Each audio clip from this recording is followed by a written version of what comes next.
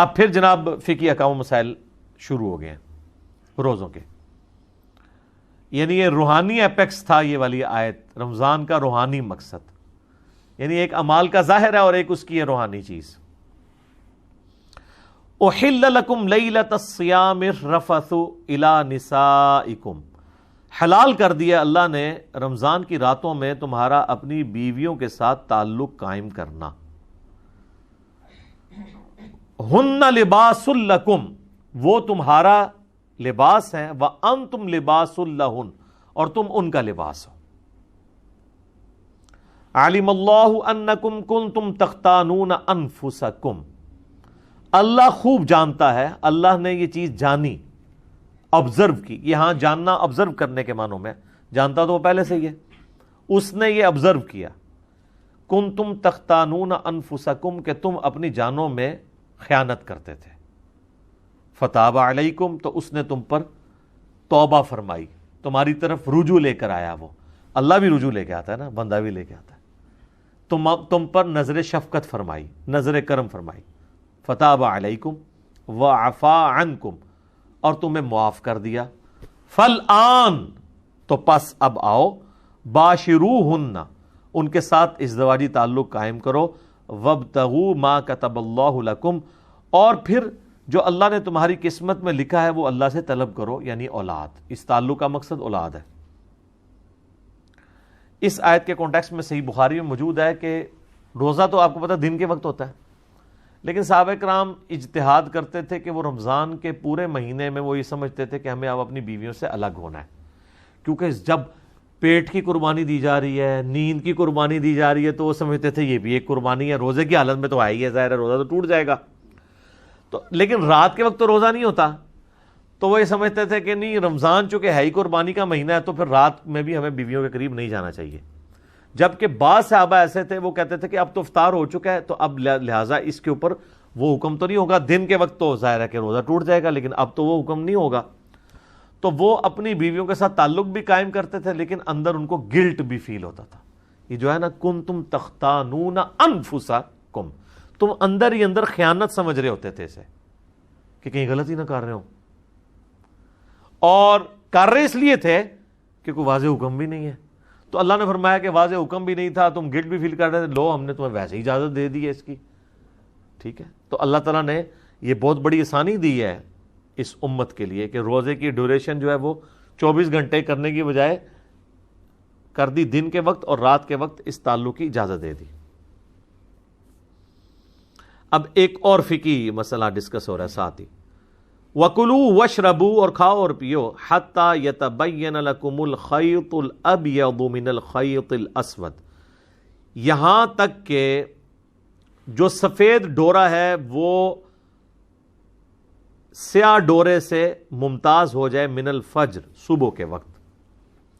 یعنی یہ جو آپ کو پتا ہے نا، جب پو پھوٹتی ہے نا صبح کے وقت، آپ اگر مشرق کی طرف دیکھیں نا تو عشاء کا وقت جب ختم ہوتا ہے نا تو صبح صادق شروع ہوتی ہے.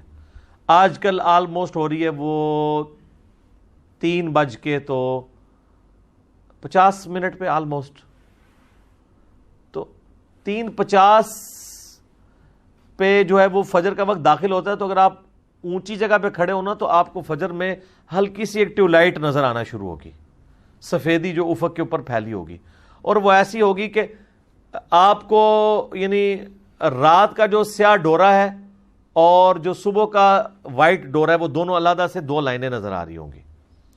اس ڈورے سے مراد یہ ہے.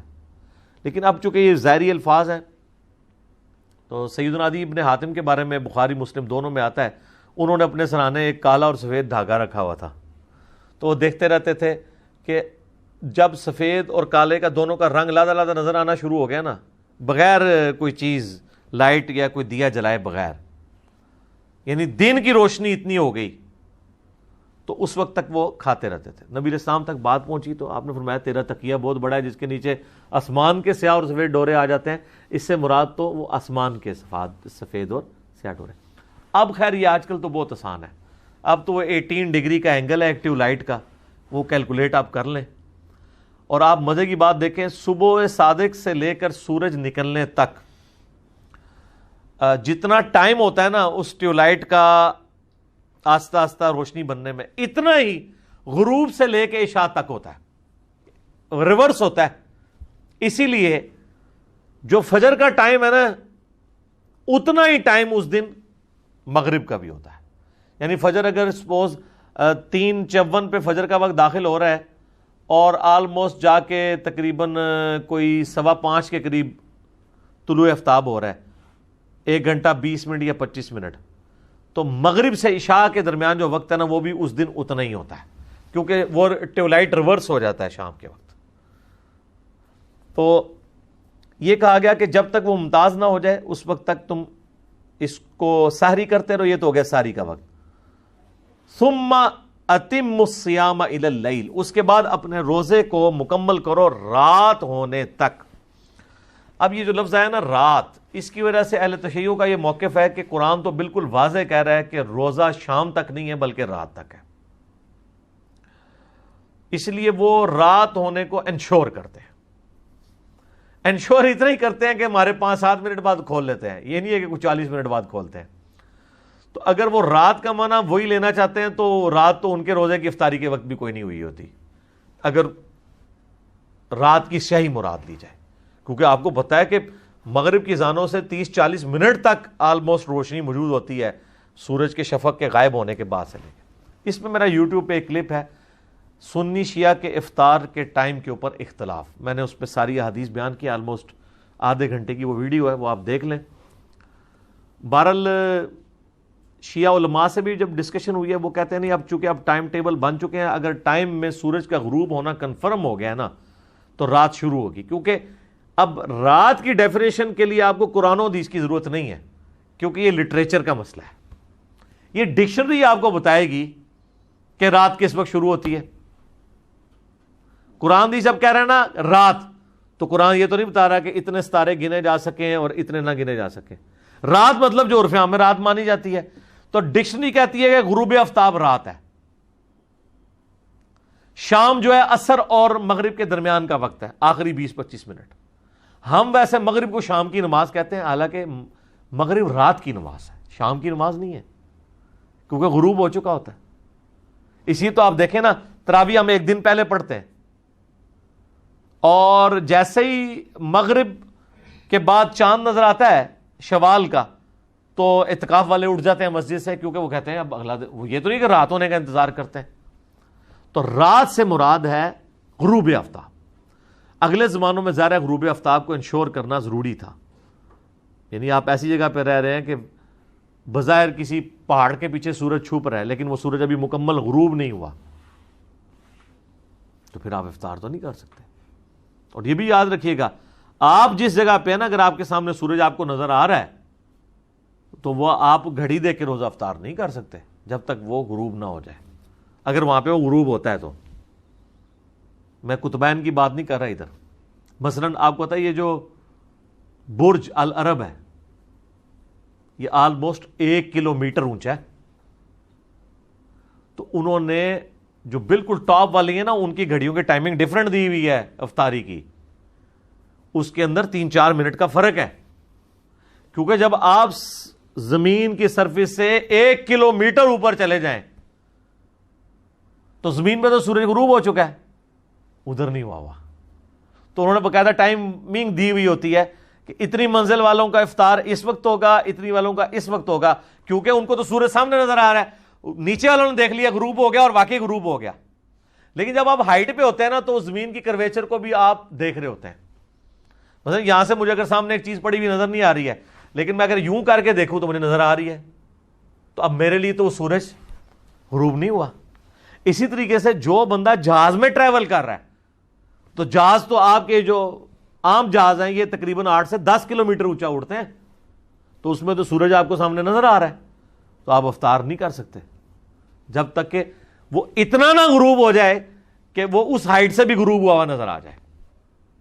بال اس میں یہ ہے کہ نیچے والوں کا تو عصر کا ٹائم ختم ہو جائے گا، آپ کا تو عصر کا ٹائم بھی ختم نہیں ہوگا۔ اور مصیبت بن جاتی ہے فجر کے وقت، جو جہاز میں بیٹھے ہیں ان کی فجر جلدی شروع ہو جاتی ہے اور سورج بہت جلدی نکل آتا ہے، تو اس لیے جو لوگ سفر کر رہے ہوتے ہیں، جن کو تھوڑی بہت عقل ہوتی ہے، وہ یہ نہیں کرتے ہیں کہ وہ گھڑی کے مطابق دیکھ کے چل رہے ہوتے ہیں کہ جی اب میں اس شہر پہ ہوں تو ادھر جو ہے فجر کا وقت اس ٹائم شروع ہو رہا ہے، جو طلوع آفتاب ہے، لہٰذا میں جو اس وقت تک نماز پڑھ سکتا ہوں. نہیں جناب، اس سے 10 منٹ پہلے ہی سورج نکل آیا ہوگا، چونکہ آپ 10 کلومیٹر اوپر ہیں. 10 کلومیٹر نیچے ہوں گے تو سورج نہیں نکلا. یہ بڑا دھیان رکھنا پڑتا ہے، کیونکہ مجھے انٹرنیشنل فلائٹس میں نا یہ ساری مصیبت کاٹنی پڑی ہے. تو وہ مجھے آئیڈیا ہو جاتا ہے کہ واقعی یار یہ تو اب ادھر یہ تو گھڑی بتا رہی ہے کہ جی سورج نکلنے میں بھی 10 منٹ ہے، سورج میرے سامنے نظر آ رہا ہے، میں کس طرح مان لوں کہ اب فجر کا وقت ہے؟ تو آپ کو پھر وہ ٹائمنگ کو سیٹ کر کے یہ چیزیں کرنی پڑتی ہیں. تو یہ رات تک جو روزے کو آپ نے مکمل کرنا ہے نا، اس سے مراد ہے غروب آفتاب. تو وہ شیعہ علماء کہتے ہیں کہ پہلے ہم لوگ یہ کرتے تھے، اب اگر واقعی گھڑی اور لیٹ لانگ یہ چیز بتا دیتے ہیں تو اب اس کو ضد نہیں بنانا چاہیے. دوسری طرف سنیوں نے یہ مصیبت ڈال دی ہوئی ہے کہ وہ ان حدیثوں سے کہ جی میری امت بھلائی پر قائم رہے گی، اور صحیح بخاری میں بھی، ابو داؤد میں بھی موجود ہے کہ جب تک وہ افطار میں جلدی کرتی رہے گی. افطار میں جلدی کرنے کا قطعاً یہ مطلب نہیں ہے کہ آپ وقت سے پہلے افطار کر لیں. تو وہ جلدی کے چکر میں آپ دیکھتے ہیں کہ وہ ٹائم ٹیبل بھی پتہ نہیں ایسے بنائے ہوئے ہیں، جو ہماری ڈیجیٹل الیکٹرانک جو ٹائم ٹیبلز ہیں ان کو سپورٹ بھی نہیں کرتے، پرانے زمانے کے وہ بنے ہوئے ہیں. اور وہ کہتے ہیں نہیں جی وہ، پھر جب ہم انہیں کہتے ہیں بھئی صحیح ابن خزیمہ کے اندر یہ حدیث موجود ہے، باقی کتابوں کے اندر، کہ نبی علیہ السلام کو عذاب دکھایا گیا ان لوگوں کا جو وقت سے پہلے روزہ افطار کر لیتے ہیں.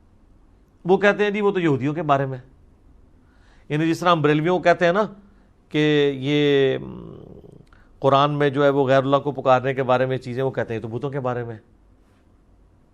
تو آپ ہمیں کیوں بتا رہے ہیں؟ پھر ہم انہیں کیا بتاتے ہیں اس پہ کہ یار جسے فٹ اسے گفٹ. سنن ابن ماجہ میں حدیث ہے کہ اونچی آمین سن کے یہودی چڑھتے ہیں.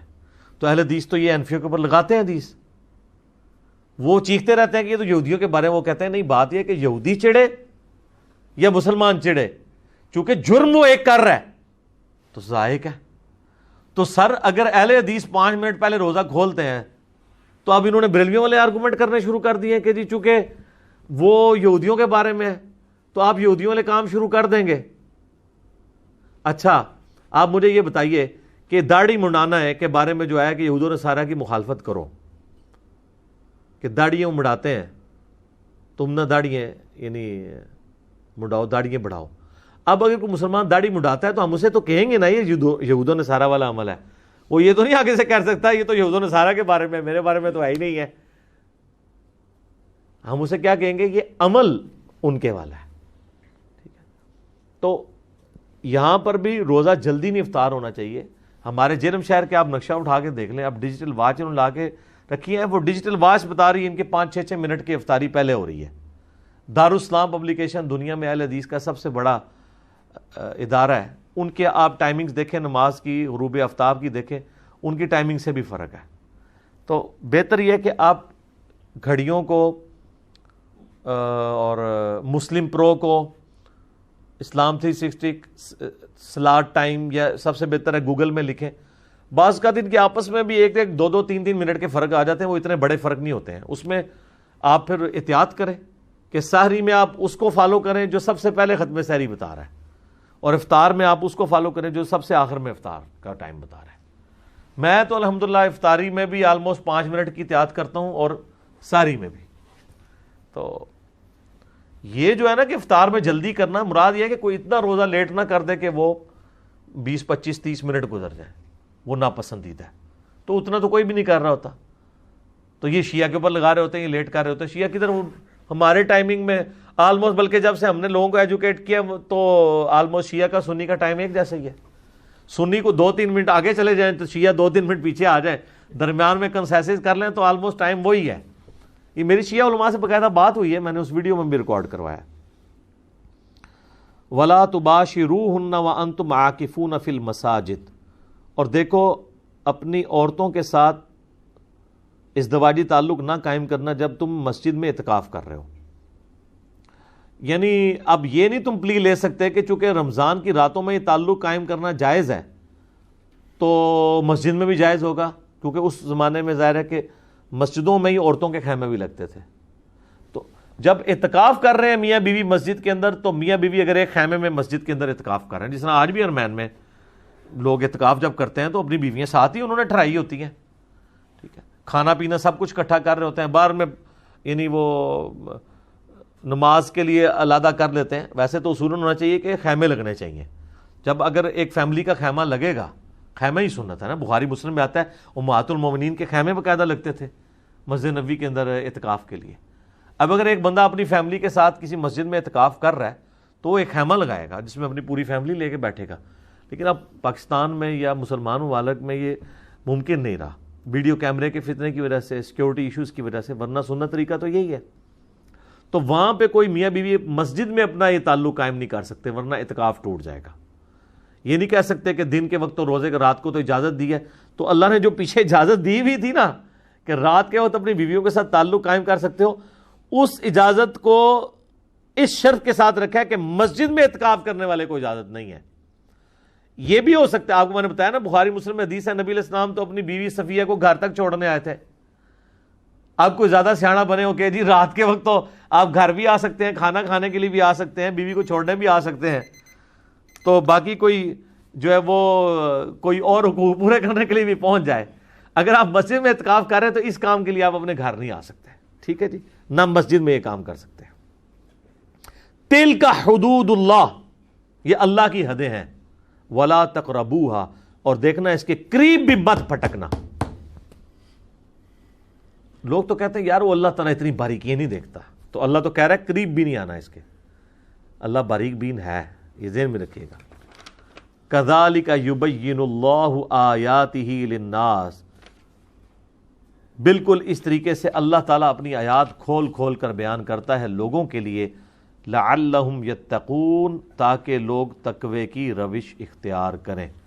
یعنی دیکھیں کتنی کھول کھول کے بیان کی ہیں، جتنے فقہی احکام و مسائل ہیں، کوئی اس سے یعنی اللہ تعالیٰ ہمارا کسی کو یہ شائبہ نہ ہے کہ کوئی عجیب و غریب یا کوئی حیا سوز قسم کی باتیں ہو رہی ہیں، یہ اللہ کی حدیں ہیں، اللہ تعالیٰ ان کو بیان کر رہا ہے۔ لیکن یہ بات یاد رکھیے، اللہ تعالیٰ جب بھی سیکس کو ڈسکس کرتا ہے تو کتنے کنٹرول الفاظ میں کر رہا ہے، لمٹ کہیں بھی کراس نہیں ہوتی ہے، یعنی جس طرح یہ مطلب ایک جس کو کہتے ہیں نا کھل ڈل کے بات کرنا، اس لیول پہ بھی نہیں جاتی، لیکن میسج بھی کنوے ہو جاتا ہے کنٹرول الفاظ کے ساتھ۔ یہ قرآن کی خوبی ہے۔